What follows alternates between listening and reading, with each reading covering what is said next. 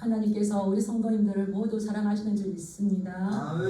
예, 우리 성도님 하나님을 사랑하셔서 이 시간 예배자로 나오신 줄 믿습니다. 아멘. 예, 하나님을 사랑하고 하나님이 우리를 사랑하신다는 것은 하나님의 마음속에 우리가 있다는 거예요. 그리고 또 우리가 하나님 사랑합니다 라고 할 때에 하나님의 그 말씀, 하나님의 우리 마음속에 이렇게 가득하게 채워진 거죠. 이 요나서를 보면 큰 바람이 일어나고 큰 폭풍이 일어나고 큰 물고기가 일어나서 이야기가 막 스케일이 굉장히 큽니다. 그런데 그런 이야기를 따라가면서도 우리가 결코 놓치지 말아야 할 것은 하나님 아버지의 이 사랑, 하나님 아버지의 마음이 어떤가를 우리는 지속적으로 붙잡고 가야 돼요. 하나님께서는 이 세상을 사랑하시죠. 근데 우리에게는 뭐라고 말씀하셨냐면 너희는 세상을 사랑하지 말라 그랬어요. 세상을 사랑하지 말라 그러셨지만 하나님은 세상을 이처럼 사랑하사 독생자를 주셨으니 예, 오늘 이렇게 교동문을 읽으면서 보니까 여호와께서 땅과 세계와 그 가운데에 사는 자들을 다 여호와의 것인 거예요. 다 하나님의 것인 거예요. 그래서 하나님께서는 사랑하시죠. 하나님께서는 이스라엘도 사랑하시고 요나도 사랑하시고 나도 사랑하지만 요나가 싫어했던 민족 니느웨도 사랑하신다는 거예요. 이것을 하나님께서는 요나에게 알기를 원했죠. 그런데 지난주에 우리가 살펴보았지만 이 하나님의 마음과 상관없이 요나는 지속적으로 하나님의 말씀을 안 들어요. 등을 돌리고 있어요. 그런데 또 놀라운 건 하나님께서 니느웨를 사랑하시듯이 등을 돌리고 하나님의 말씀을 듣지 않는 요나를 화를 내시거나 책망하지 않으시는 거예요. 요나에 대해서도 계속 참아주시고 인내하시고 기다려주셔요. 왜 그럴까요? 이 요나도 사랑하신다는 거죠. 그래서 하나님께서 요나를 향한 마음을 벌할 수도 있고 책망할 수도 있는데 계속 하나님께서 마음을 가다듬으시는 거예요. 가다듬으시고 요나가 위험한 일 있을 때에 어려운 일 있을 때에 구해주시고 다시 또 세우시고 기다려주시고 돌이키시고 요나가 말을 듣지 않을 때에 하나님께서 마음을 다잡으시고 요나를 이끌어주셔요. 그 말씀을 듣는다면 우리가 어떤 희망을 가질 수가 있을까요? 요나와 같은 나를 하나님께서 지속적으로 사랑하시고 품어주신다. 신실하신 하나님이 나의 아버지시가지고 니느웨를 사랑하실 뿐만 아니라 요나를 사랑하시고 그들을 사랑하시는 그 하나님께서 사랑이 흘러 오늘 우리에게도 참아주시고 기다려주시고 또 돌이켜주시고 그러한 사랑이 지금 우리 가운데 흐르는 줄 믿습니다. 네. 그래서 이제 물고기 뱃속에 바다에 풍덩 빠졌죠. 요나가 2장에서 우리가 봤지만 하나님이 심판하셨어요. 풍덩 빠졌지만 하나님이 구원해 주셨어요. 어디로 구원해 주셨을까요? 큰 물고기를 예비하셔서 큰 물고기 뱃속에 들어가서 3일 동안 있다가 나올 수 있도록 예비해 주셨어요. 그리고는 이 요나가 그 물고기 뱃속에서 막 기도해요. 기도하고 있을 때에 하나님께서는 큰 물고기를 헤엄치고 와서 어디까지 오겠을까요? 니느웨 땅까지 와서 거기서 팍 토해내게 만들었어요. 그리고 또 하나님께서 오늘 3장에 보면은 두 번째 요나에게 찾아오십니다. 요나에게 두 번째 찾아오셨다는 것은 또다시 기회를 주시는 거예요. 요나에게 순종할 수 있는 기회를 주시는 거예요. 기회를 주셔서 요나에게 하시는 말씀이 1장 1절부터 3절까지 말씀 똑같이 하시는 거예요. 일어나 저 큰 성읍 니느웨로 가서 내가 너에게 명령한 바를 니느웨 사람들에게 선포하라. 네. 지금 하나님께서는 이 요나에게 기회를 주면서 니느웨 백성들에게 가서 내가 너에게 말한 바를 그들에게 가르쳐 주어라, 선포하라고 말씀하시는 거예요. 하나님께서는 지금도 사람을 찾고 계십니다. 하나님의 말씀을 하나님을 사랑하는 백성들에게 그대로 전해줄 사람을 찾고 부르시고 계시는 거예요. 구약시대에 하나님의 말씀을 하나님의 백성들에게 전해주는 사람을 뭐라고 부를까요? 네, 선지자. 선지자죠. 그래서 이것을 전해줘라. 근데 이 요나는 알 수가 없지만 하나님의 마음이 뭔가 있다는 거예요. 근데 그것을 전해줄 사람이 누구여야 된다고요? 요나 너여야 된다고. 요나는 하나님 좀 제발 좀 나 좀 버려주세요. 버려주세요. 나 좀 그만하세요. 이럴 것 같은데 하나님은 물고기 뱃속에서 있다가 또 헤엄쳐 와서 그 니느웨 강가에 툭 뱉어놓을 정도로 집요하게 이 요나를 따라가시죠. 그래서 하나님께서 분명하게 하시는데 내가 너에게 명한 대로 선포해라. 하나님께서는 니느웨 백성들을 구원하기를 원하셨어요. 왜 구원하기를 원하셨냐면 지난주에 우리가 봤던 것처럼 니느웨 백성들에게 가서 외쳐야 되는데 그 악독이 나에게 상달되었습니다. 하나님께서 우리를 구원하기를 원하신 줄 믿습니다. 하나님께서 구원하기를 원하실 때에 반드시 하시는 게 있는데요. 그 악독이 나에게 상달되었습니다. 그들의 힘든 괴로움, 고통, 고난을 하나님께서 보셨다는 거예요. 그리고 그들의 작은 신음처럼 그 흐느낌이 오는 것을 하나님께서 들으셨다는 거예요. 그래서 누군가 가서 저 고통에서 저 어려움에서 구원과 회복을 선포해 줄 구원자를 보내기를 원하시는 거예요. 니느웨 백성들이 악독이 가득하였는데 이 악독라 이 죄로 인하여서 있지만 누군가가 죄를 지었을 때 그 손해보는 사람이 있겠죠. 악한 손과 포악에서 떠나라 했던 것처럼 폭력적일 때에는 그 폭력 밑에 억압당하는 이 백성들이 있는데 하나님께서 그들을 보셨다는 거예요. 그들을 보셔서 뭐가 동하셨을까요? 아버지의 마음. 저도 이 요나를 보면서 묵상하고 묵상할수록 이 아버지의 마음은 너무 귀하다. 너무 귀하다. 우리 어머니들은 자녀들을 볼 때 어미의 심정이 동하는 줄 믿습니다. 이제 어미의 심정이 충분하다 보면 어렵고 힘든 사람 보면 또 어미의 심정이 오는 거죠. 이 하나님께서도 니느웨 성의 그 악도 그들의 괴로움들을 보시고 이 마음이 동하셔서 애끓는 심정으로 이 요나를 통해서 그 사랑을 전해주기를 원하셨어요. 그래서 큰 물고기에서 요나를 이제 구원했습니다.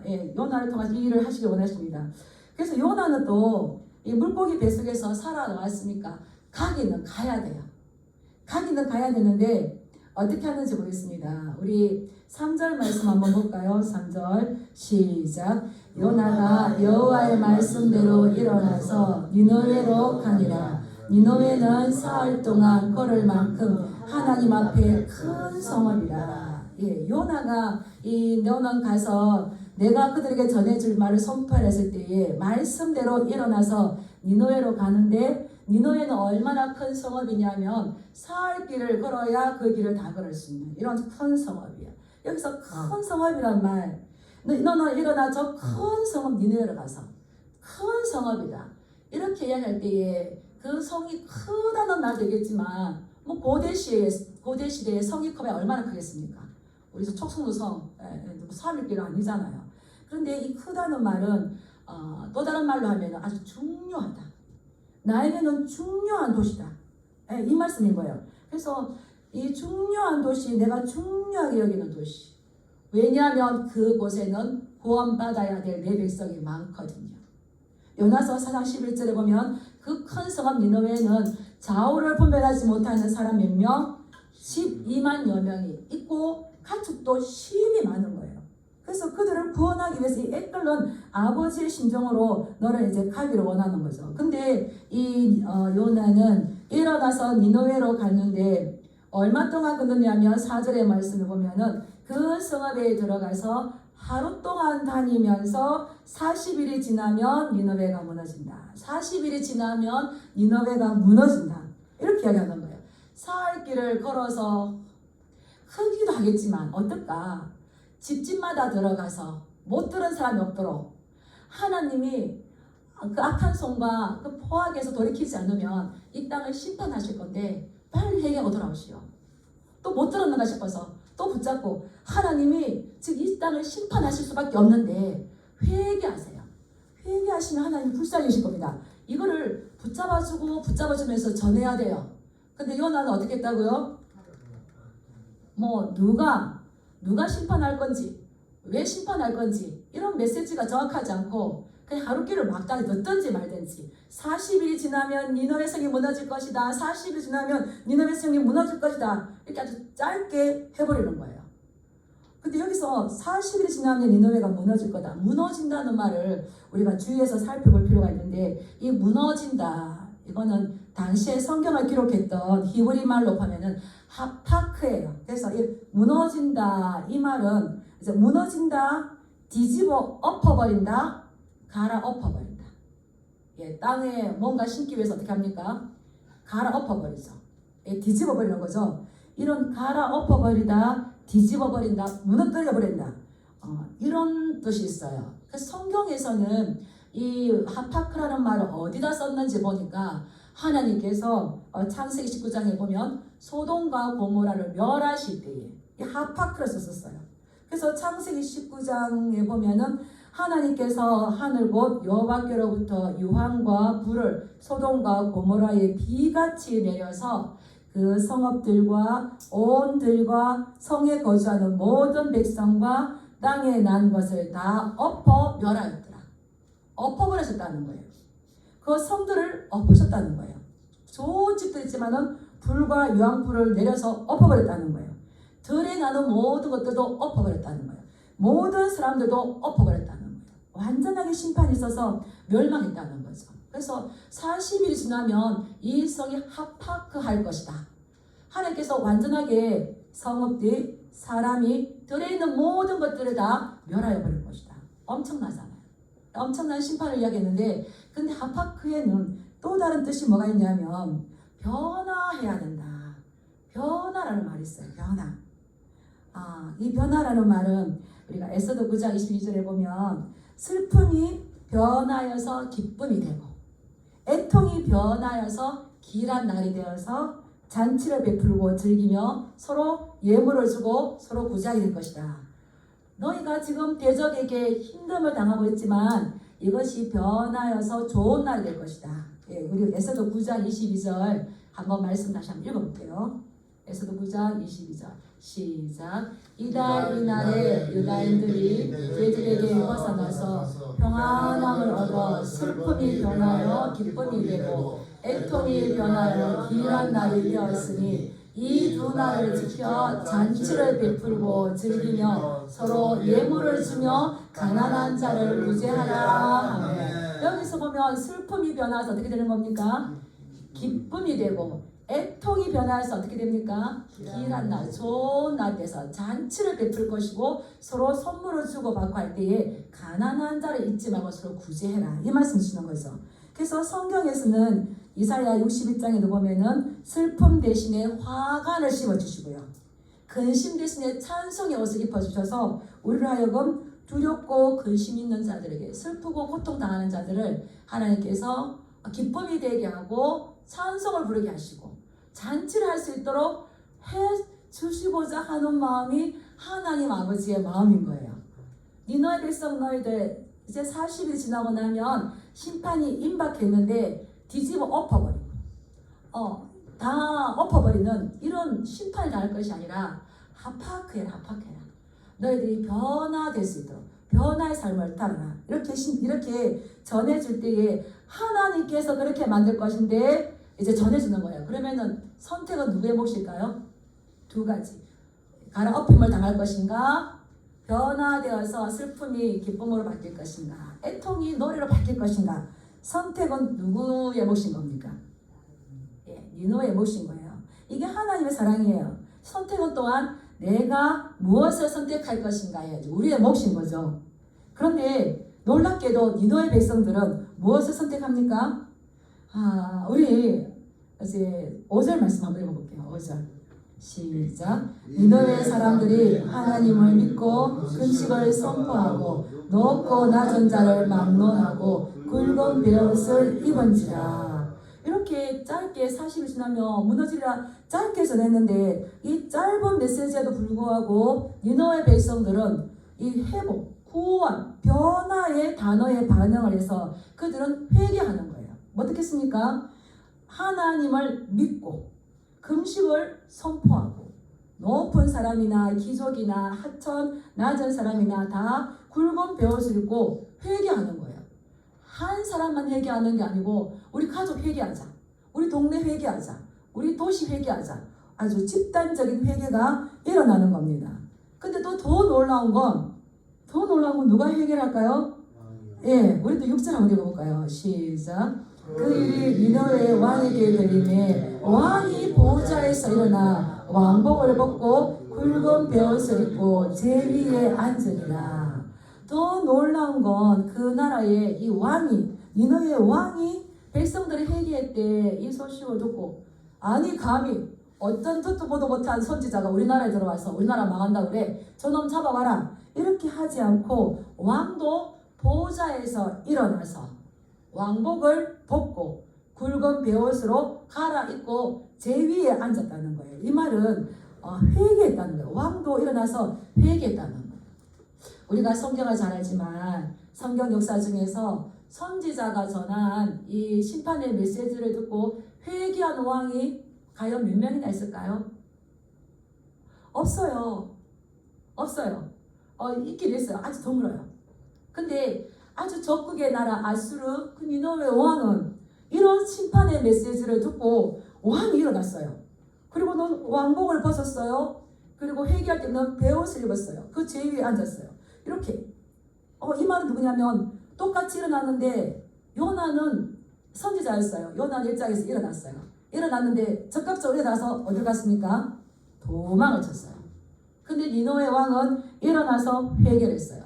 성경은 은근하게 니느웨 백성과 요나를 비교하고요. 니느웨 왕과 요나를 비교하고 있어요. 그래서 누구의 메시지가 지금 더 성경적인가? 요나가 그냥 어쩔 수 없이 가기는 가야 되기 때문에 어쩔 수 없이 던지는 이것이 성경적인가? 왕이 전하는 이 회개 메시지가 더 성경적인가? 그래서 이 왕은 아주 구체적으로 어떻게 하는지를 성경에 기록하고 있어요. 우리 7절, 8절 한번 읽어볼까요? 시작. 왕과 그의 대신들이 조서를 내려 니느웨에 선포하여 이르되 사람이나 짐승이나 소떼나 양떼나 아무것도 입에 대지 말지니 곧 먹지도 말 것이요 물도 마시지 말 것이며 사람이든지 짐승이든지 다 굵은 베옷을 입을 것이요 힘써 하나님께 부르짖을 것이며 각기 악한 길과 손으로 행한 강포에서 떠날 것이라. 예, 그 구체적으로 이제 백성들에게 조서를 내려서 회개하라. 근데 이 회개를 어떻게 하는지 아주 구체적으로 사람이나 짐승이나 소나 양떼나 회개하는데 아무것도 먹지 말고 뭐까지 마시지 마라 그래요? 네, 우리 회개할 때 뭐 하루는 물을 잘 안 마셔요. 저는 안 마셔요. 근데 이틀, 3일 될 때는 음식은 안 먹지만 뭘 먹습니까? 물을 먹어요. 물을 먹는데 니느웨 왕과 대신들은 다 백성들에게 조서를 내려서 아무것도 입에 대지 말고 먹지도 말고 물도 마시지 말라. 이렇게 이 회개하는 이 금식을 정확하게 누구까지도 못 먹게 한다고요? 짐승까지도. 그리고 왕과 신하들과 백성들이 베옷을 입는 것이 아니라 누가 지금 베옷을 입혀요? 짐승까지도. 이건 뭡니까? 철저한 회개를 이제 나타내는 거죠. 그래서 이 베옷은 어떤 옷이냐? 우리가 베옷 하면 뭐 삼베옷 이럴 것 같은데 그게 아니라 이 책을 이렇게 보니까 시커먼 옷인데 염소 털옷을 만들었대요. 그리고 또 낙타 털로 만들었게 됐대요. 근데 이 아수르, 이 팔레스타인 지역은 굉장히 더운 지역인데 그 무더위에 왕이 자기의 왕복을 입고 이 딱딱하고 거칠은 염소 털옷을 입고 제위에 앉아서 막 부르짖으면서 그 애통하는 게 쉬울까요? 힘들까요? 너무 불편하겠죠. 너무 덥겠죠. 그런데 그렇게 해라. 그럴 뿐만 아니라 정확한 메시지. 너희는 힘써 하나님께 이 심판이 임하지 않도록 부르짖을 것이며 또 악한 길과 손으로 행한 강포에서 떠날 것이다. 이스라엘 민족은 이 아수르에 대해서 아수르로 인해서 많은 고통을 당했어요. 이 아수르는 바벨론보다 이 역사 가운데서 가장 포악한 민족이에요. 포악한 민족. 그래서 지난주에도 말씀드렸지만 이스라엘 백성들을 다 잡아다가 물론 아수르도 데려갔지만 세계 가운데 흩어버렸어요. 그리고 북이스라엘 나라 땅에는 세계에 있는 그 식민지 다른 나라 사람들을 데리고 와버려서 서로 혼혈 되어버리게 만들었어요. 그래서 북이스라엘의 10지파는 지금 어디 갔는지 찾아볼 수 없어요. 그래서 유다인들에게 가서 북이스라엘 너희 형제 나라, 북이스라엘 나라는 10지파는 어떻게 됐노? 물으면은 모른대요. 아수르의 그 잔인함과 그 포악함, 강포 때문에 이 북이스라엘 나라 자체가 사라져 버렸는데 이 니느웨 왕이 그걸 듣고 각자 너희 손으로 너희 손으로 행한 이 악한 것과 강포에서 떠날 것이라고 되는 거예요. 그래서 회개는 어떤 겁니까? 입술의 고백이 아니라 그 고백 가운데서 행하는 것이죠. 그래서 이 모든 백성들이 먹지도 않고 이 염소털로 만든 이 베옷을 입고 제 위에 앉아서 철저하게 자신들의 이 죄를 회개하는 거예요. 회개하는 거예요. 뭐를 회개했다고요? 죄를. 이게 죄는 돌이켜라. 슈브. 저도 이 슈브라는 단어를 굉장히 좋아해요. 성경을 읽다 보니까 회개하라. 이게 슈브, 돌이키라인데 결국은 회개하고 돌이켰느냐, 회개하지 않느냐, 요 둘 사이인데 그 결과는 달라요. 우리가 해야 할 건 돌이키는 거, 회개하고 돌이키는 거, 돌아오는 거. 하나님께서 가장 사랑하시는 것 같아요. 하나님께서 가장 사랑하는 좋아하시는 기도가 회개의 기도죠.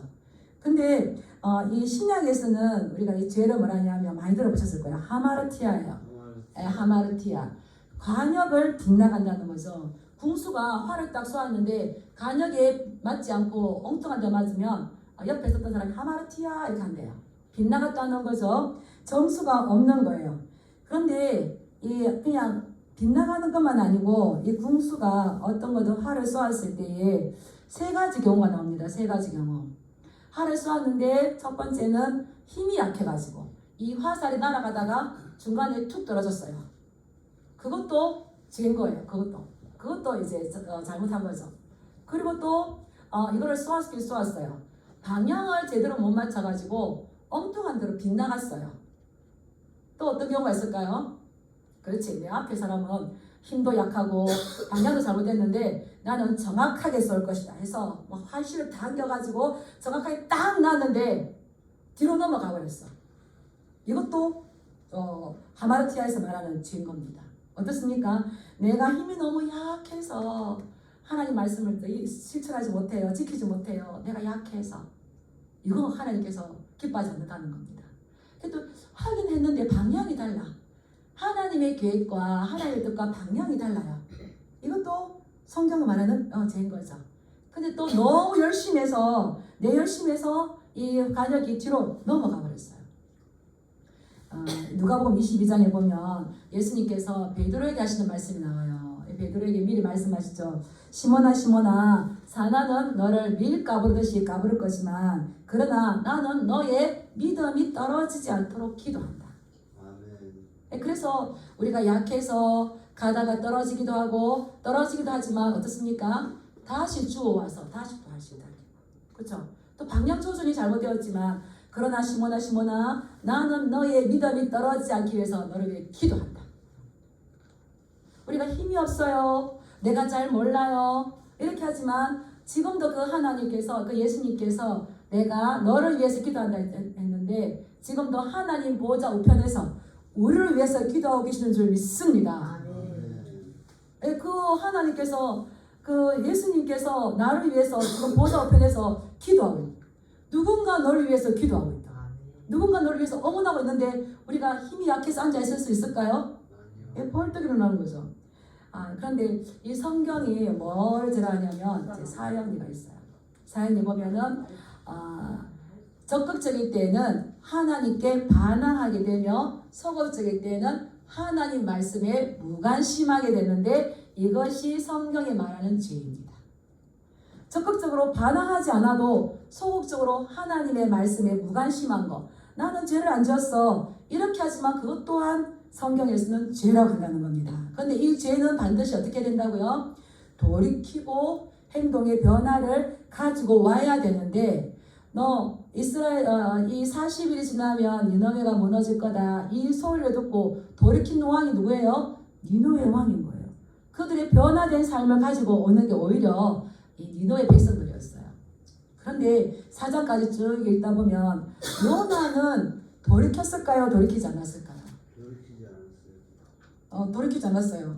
우리 4장 1절 한번 읽어볼까요? 4장 1절 시작. 요나가 매우 싫어하고 성내며, 하나님께서 니느웨 왕과 니느웨 백성들이 자신들의 죄를 깨닫고 그 악한 것과 선으로 행한 강포에서 돌이켜서 하나님 우리를 불쌍히 하십시오 회개했을 때에 하나님의 마음이 긍휼히 풍성하셔서 재앙을 내리지 아니하고 뜻을 돌이키셨어요.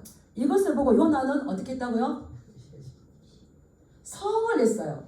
매우 싫어했어요. 하나님 나쁩니다. 막 하나님 앞에 분노했어요. 요나는 이스라엘 백성이고 선지자지만 오히려 하나님과 등을 지고 있고요. 그게 등을 지고 있는 게 이게 요나의 이제 악인 거죠. 요나는 2장에도 보면은 아주 고상한 신앙 고백을 많이 해요. 고상한 신앙 고백을 많이 해요. 그리고 4장에도 보면 하나님 어떤 분인지 알아요. 여호와는 은혜로우시며 자비로우시며 노하기를 더디하신 인애가 크십니다. 하나님을 이렇게 막 높여요. 신앙 고백이 멋져요. 기도도 멋지게 해요. 그런데 내 뜻과 하나님 뜻이 다를 때에 내가 바꾸는 게 아니라 누구를 바꾸는 겁니까? 하나님을 바꾸려고. 하나님 저들을 심판받아 멸망해야 될 마땅한 백성인데 긍휼을 베푸는 게 맞습니까? 막 썽내고 분을 터뜨리고 하나님을 막 강요하는 거예요. 강요. 이렇게 성경은 말씀하시는 거죠. 요나가 참된 선지자냐? 니느웨 백성, 니느웨 왕이 더 복음적인가? 우리가 주시는 거예요. 그래서 이 비교하는 거죠. 하나님을 자주하지 마시기 축복합니다. 내가 너무 열심히 하고 막 날아가는 게 아니라 하나님의 정의, 저 죄인들은 처벌만 따져 이게 아니라 우리도 또한 그런데 보면 하나님께서 참아주시고 은혜로우시고 자비로우시고 노하기를 더디하기 때문에 지금 불순종하는 요나가 어떻습니까? 불순종한 요나가 지금 그 은혜의 혜택을 입고 있어요. 그러면 요나 입장은 하나님 나에게는 그게 당연한데 저 사람에게 이게 안 맞습니다. 따라하겠습니다. 하나님은 나도 사랑하시지만 당신도 사랑하십니다. 이걸 넘으라는 거예요. 근데 니느웨 왕은 하나님의 마음 알았어요. 요에서 2장 12절에 보면 하나님께서 이스라엘 백성들에게 말씀하세요. 요에서 2장 12절 14절 한번 보겠습니다. 요에서 없어요. 보면 하나님께서 이스라엘 백성들에게 너희는 이제라도 금식하고 애통하면서 마음을 다해서 나에게로 돌아와라. 지금이라도 늦지 않았습니까? 금식하고 울며 애통하면서 나에게 돌아오는데 옷을 찢지 말고 마음을 찢으면서 돌아와라. 그 하나님은 은혜로우시며 자비로우시며 노하기를 더디하시며 인애가 크셔서 뜻을 돌이키시고 재앙을 내리지 아니하실 것이다. 혹시 마음과 뜻을 돌이키셔서 너희에게 복을 주실 거다. 이 말씀이거든요. 요에서 말씀이. 근데 이런 비슷한 말씀을 누가 했냐면 선지자 요나가 한 것이 아니라 니느웨 왕이 했어요. 요에서 2장 12, 14절을 집에가 찾아보시고요. 요나 3장 10절 말씀을 한번 읽어보겠습니다. 시작. 하나님이 뜻을 돌이키시고 그 진노를 그치사 우리가 멸망하지 않게 하시리라. 그렇지 않을 줄을 누가 알겠느냐 한지라. 누가 이 말을 했다고요? 놀랍게도 그 적국의 나라 니느웨 왕이 이렇게 하는 거예요. 너희가 뜻을 돌이키고 진노를 돌이켜서 우리가 회개했을 때에 멸망하지 않게 할 건데 그렇지 않을 줄을 누가 알겠느냐. 혹시 심판이 결정되어 있지만 우리가 이렇게 전체적으로 하나님 앞에 마음을 찢으면서 애통하면서 회개하는 걸 보고 혹시 이제라도 너무 늦었다고 할 때가 오히려 시작이 하기 참 좋은 거죠. 더 큰 은혜를 이렇게 바라볼 수 있는 거죠. 혹시 마음과 뜻을 돌이키사 그 뒤에 복을 내리지 않겠는가. 이 혹시라는 말처럼 그렇지 않을 줄은 누가 알겠느냐. 하나님의 마음을 요나보다는 이 니느웨 왕이 더 잘 알고 있어요. 그래서 니느웨 왕은 자기 왕복도 벗어버리고 자기가 하나님께 이렇게 어떤 거든 승복할 수 있는 준비가 되어 있는데, 그렇기 때문에 하나님께서 그들을 보시고 재앙을 돌이키셔서 재앙을 내리지 않습니다. 이들은 말로만, 옷만 입고 말로만 하나님 불쌍히 해주세요 이렇게 한 것이 아니라 정말 전심으로, 모두가 다 전심으로 그 뜨거울 때에 염소털 옷을 입고 짐승까지도 이 회개의 바늘을 온전하게 할 때에 정말 멸망하지 않게 하실 줄을 누가 알겠느냐 했던 것처럼 하나님께서 이제 구원하시기 위해서 보셨죠. 그들의 진정한 회개를 보셨습니다. 우리 10절 말씀 읽어볼까요? 시작. 하나님이 그들이 행한 것 곧 그 악한 길에서 돌이켜 떠난 것을 보시고 하나님이 뜻을 돌이키사 그들에게 내리리라고 말씀하신 재앙을 내리지 아니하시니라. 아멘. 이 그들이 악한 길에서 떠난 것을 보시고 슈브 돌이킨 것을 보시고 너희가 뜻을 돌이켜서 이 회개한 걸 보고 하나님께서도 마음을 돌이키셨다는 거예요. 돌이키셔서 뜻해서 재앙을 내리시겠다 했던 것들을 내리시 아니하셨다는 이 놀라운 말씀이 있는 겁니다. 이게 아버지의 마음인 거죠. 이게 아버지의 마음. 심판하시고 멸망시키려고 매를 들었을 때 누구의 어떤 마음이 동할까요? 자녀를 야단을 칠 때에 막 매를 들었다가 이게 막 화를 내주고 싶어요. 화를 내주고 싶은데 저 마음에서 어떤 마음이 올라옵니까? 불쌍히 엄마의 마음.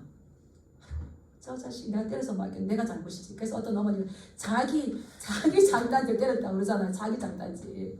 이게 어미의 마음인 거죠. 어미의 마음. 우리 하나님께서도 그 악을 행한 거 보면은 심판해 줄 건데 마지막까지 선지자를 통해서 한 번 더 구원의 메시지를 주고 구원의 메시지를 주어서 애끓는 하나님 아버지의 마음을 들려줘서 돌아오라 이 기회를 주시고자 하는 거죠. 주시고자 하는 거. 우리 호세아 11장 7, 8절 말씀 참고 말씀인데 한번 읽고 기막힌 말씀 있어요. 기막힌 말씀. 우리 같이 읽겠습니다. 내 백성이 끝끝내 내게서 물러가나니 비록 그들을 불러 위에 계신 이에게로 돌아오라 할지라도 일어나는 자가 하나도 없도다. 에브라임이여 내가 어찌 너를 놓겠느냐. 이스라엘이여 내가 어찌 너를 버리겠느냐. 내가 어찌 너를 아담아같이 놓겠느냐. 어찌 너를 보임같이 두겠느냐. 내 마음이 내 속에서 돌이켜 나의 긍휼이 온전히 불붙듯 하도다. 하나님께서 기막힌 사랑을 돌아오라 위에 계신 하나님께로 돌아오라 하는데 백성들은 끝까지 고집을 부려서 하나님께 돌아오는 자가 한 사람도 없어요. 그러면 뭐가 선포되어야 되겠습니까? 너 당장 집어치워. 너 당장 가.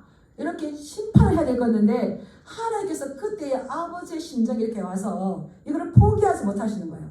그래서 에브라임이여 이스라엘 말하는 거거든요. 내가 어찌 너를 놓으며 내가 어찌 너를 포기하겠느냐. 아버지의 심정이 우리를 돌이키게 만드는 거예요. 내 마음속이 너희가 돌아오지 않을 때에 이 애끓는 마음으로 그 긍휼이 불붙는 듯. 저는 지지난주에 어떤 이렇게 그 강의를 듣다가 너무 마음 아픈 일이 있었어요. 마음 아픈 일이 뭐냐면 그분이 강의를 하면서 이렇게 해요. 요즘 젊은이들은 부모에 대한 교육을 못 받았다. 그래서 자녀들을 올바르게 양육할 수 없기 때문에 너희가 낳아주면 국가에서 자녀를 교육시켜준대요. 맞는 것 같습니까? 말은 맞는 것 같아요. 근데 아기를 처음 낳았을 때에 이 아기를 어떻게 안아야 될지, 떡 아기를 어떻게 안아야 될지 아빠들 알까요, 모를까요? 몰라가지고 그래요. 뭐 머리 감길 때 이거 뒤집었다가 막 빠뜨리고 막 이래요. 근데 그 아빠가 그 자녀를 양육하는 그 마음 뭘까요? 내 새끼라는 애끓는 마음. 이 자라갈 때에 마음껏 혜택을 못 주죠. 마음껏 혜택을 못 주죠. 그런데 뭐가 그 자녀를 키우게 만듭니까? 애끓는 마음. 저래서 안 되는데 애끓는 마음. 그 애끓는 마음이 부모의 마음이 그게 사랑이 되고 매가 돼서 오늘날 이렇게 왔잖아요. 예, 어릴 때 다 말씀 부모님 말씀 잘 들으셨습니까? 좋은 교육 받아서 지금 자녀를 키우고 여기까지 왔으니까 야 세상 이렇게 하더라고요. 근데 부모의 마음에는 그 자녀의 마음 내 속에서 내 마음이 나의 긍휼을 온전히 불붙듯해서 이 포기할 수 없는 그 마음이 있기 때문에 자녀를 위해서 돌이키고 마음을 다 잡으면서 그 아이를 위해서 이 키워도 눈물 흘렸을 때에 그 아이가 자라가잖아. 우리 하나님 아버지의 마음이 이런 마음이에요. 이 마음을 전해줄 사람이 필요하다는 거죠. 근데 요나는 하나님의 마음을 몰랐어요. 오히려 요나 자신이 변화되기보다는 요나는 하나님과 등을 돌림을 해서 더 하나님 마음이 악하게 되었던 거예요. 오늘 우리에게 말씀하시죠. 내가 어떤 길을 선택을 할래. 그래서 이 하나님께서는 우리를 너무나 사랑하시기 때문에 요한복음 3장 16절에 보면은 하나님이 세상을 이처럼 사랑하사 독생자를 주셨으니 하나님께서 자녀가 힘들어질 때에 아버지의 마음이 긍휼에 불이 타는 건 맞는데 하나님께서 우리를 너무 사랑하셨기 때문에 예수님께서 십자가에 달리셨을 때 고통 당하셨을 때에 그 예수님을 놓았어요. 그리고는 누구를 구원해 주셨어요? 저와 여러분들을 구원해 주셨어요. 하나님이 세상을 이처럼 사랑하사 독생자를 주셨으니 이는 믿는 자마다 멸망하지 않고 영생을 얻게 하는 거예요. 요한복음에서 영생은 우리가 죽어서 가는 그 영생이 아니라 이 땅 가운데서 하나님과 함께 교제하면서 하나님과 함께 사귀면서 사는 이것을 영생이라고 해요. 영생하다가 영생 가운데 들어간 줄 믿습니다. 아멘. 우리가 사는 나라는 하나님의 나라 살다가 하나님의 나라에 가는 줄 믿습니다. 아멘. 그래서 그 아들을 세상에 보내신 것은 세상을 심판하려 하시는 것이 아니요 그로 말미암아 세상이 구원을 받게 하십니다.